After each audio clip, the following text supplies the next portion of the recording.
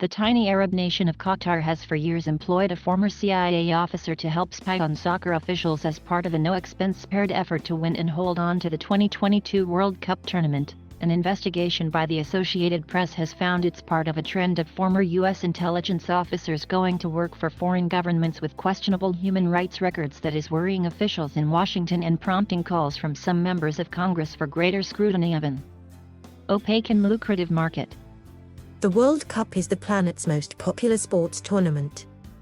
It's also a chance for Qatar, one of the wealthiest countries in the world, to have a coming-out party on the world stage. The surveillance work included having someone pose as a photojournalist to keep tabs on a rival nation's bid and deploying a Facebook honeypot, in which someone posed online as an attractive woman, to get close to a target, a review of the records show.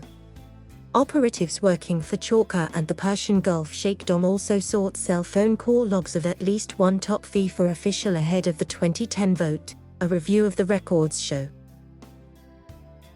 Qatari government officials did not respond to requests for comment. FIFA also declined to comment. Chakr, who opened an office in Doha and had a Qatari government email account, said in a statement provided by a representative that he and his companies would not ever engage in illegal surveillance. Former associates say Chakr's companies have provided a variety of services to Qatar in addition to intelligence work. His company Global Risk Advisors bills itself as an international strategic consultancy specializing in cybersecurity, military and law enforcement training, and intelligence-based advisory services, and its affiliates have won small contracts with the FBI for a rope training course and tech consulting work for the Democratic National Committee.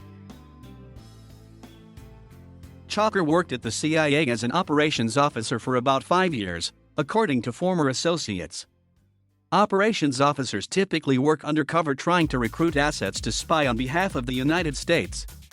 The CIA declined to comment and does not usually discuss its former officers. Chakr's background in the CIA was attractive to Qatari officials, said former associates. The private surveillance business has flourished in the last decade in the Persian Gulf as the region saw the rise of an information war using state-sponsored hacking operations that have coincided with the run-up to the World Cup. 3 former U.S. intelligence and military officials recently admitted to providing hacking services for a UAE-based company, which was called Dark Matter, as part of a deferred prosecution agreement with the Justice Department. A Reuters investigation from 2019 reported that Dark Matter hacked phones and computers of Qatar's emir, his brother, and FIFA officials. Work abroad by ex-U.S. intelligence officials has not always aligned with U.S. interests. The United States was Qatar's biggest rival to win the 2022 World Cup, and former U.S. President Bill Clinton and other celebrities were part of the bid effort. One Global Risk Advisors document lists the United States as a threat to Qatar, while Russia, one of the U.S.'s biggest geopolitical rivals and the host of the 2018 World Cup, was listed as an opportunity.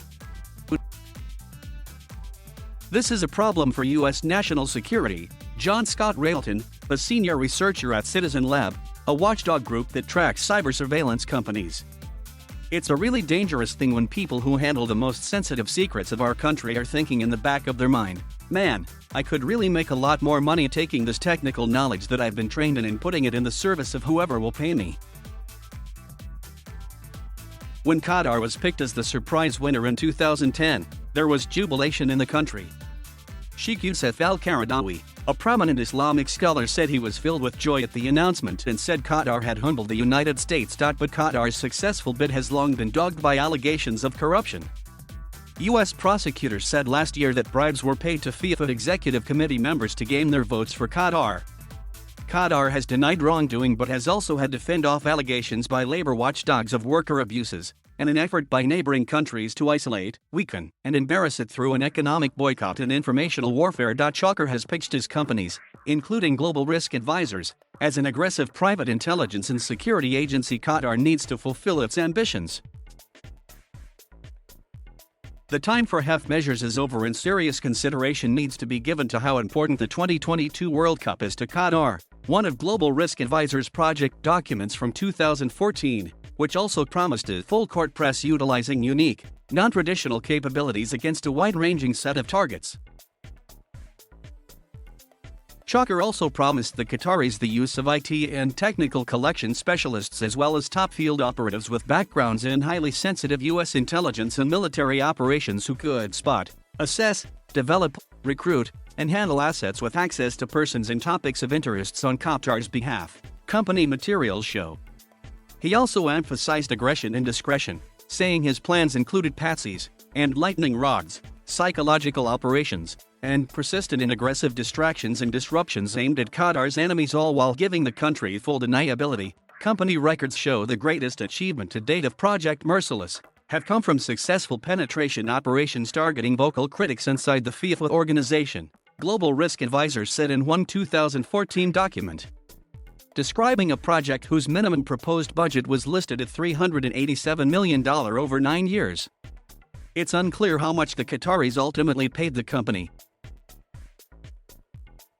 Records show Chalker sometimes subcontracted with Diligence, a well-known private investigative firm in London founded by former Western intelligence officers. Diligence conducted surveillance in 2010 on the U.S. bid team by having a fake photojournalist secretly report back on what was happening as FIFA officials toured stadiums in the U.S. and met with the officials from the country's bid team, a review of the records show.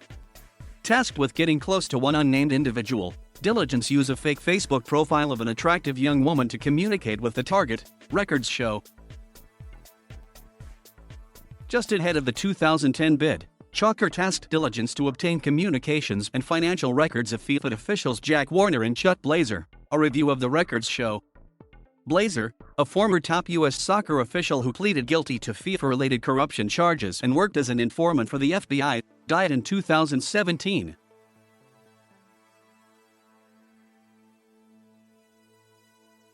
Thank you for watching. Please subscribe.